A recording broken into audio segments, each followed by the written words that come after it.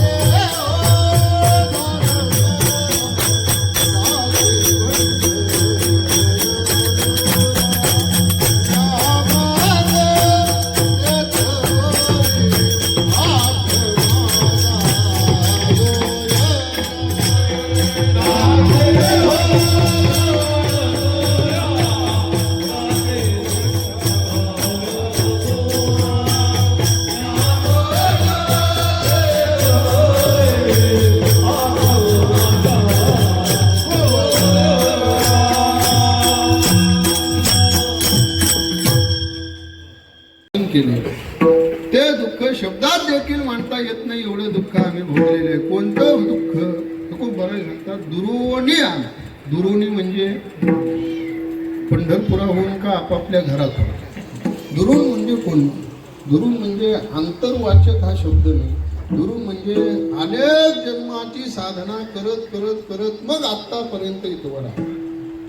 हा जो आत्ता आम्हाला भेटलेला आहे तो आत्ता भेटलाय आणि आत्ता आम्ही साधना केली ना, आत्ता संत महात्म्यांची भेट झाली असं नाही. मग यापूर्वीही आम्ही ही भेट व्हावी याकरता साधना करत आलेलो आहोत. आत्ता साधना केली लगेच फळ प्राप्ती झाली आहे असं नाही.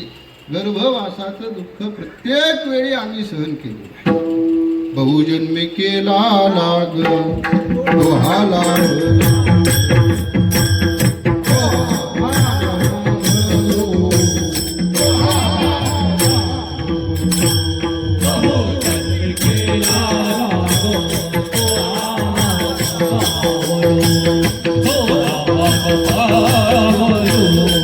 Oh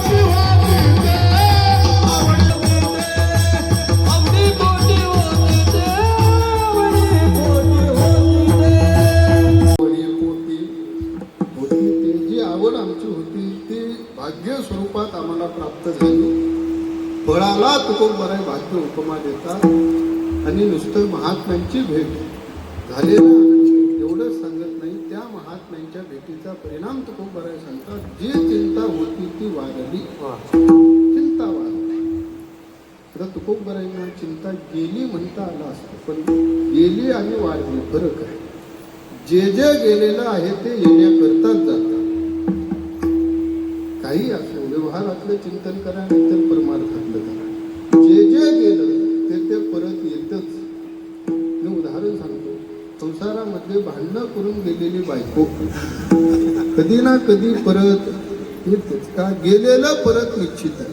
खूप बरं म्हणतात वाजले का आता परत येणं नाही, पण चिंता होती कोणती? चिंता वाढली गोष्ट ठीक आहे, पण होते कोणती नेमकी? कारण संसारिक चिंता बहुत आहे, परमार्थिक चिंता बहुत आहे. तो खूप लागले. नियम उठता येत नाही. दोन्हीकडून दोन चौकदार होते. चौकदार म्हणतो, बरं मी आत्ता बाहेर असलेले नर्तक म्हणत नाही, चौकदार वेगळे. का चौकदार कसे असतात बघायचं झालं तर फडावरती. चौकदाराचं काय महात्म्य, चौकदाराचं काय, सगळे नियम वेगळे. कारण प्रत्येकाचा परिवेशानुसार प्रत्येकाचे परिवेशाचे नावही वेगळे. बरं, आमची आत्ताच चर्चा झाली, बाराबंदी वेगळी.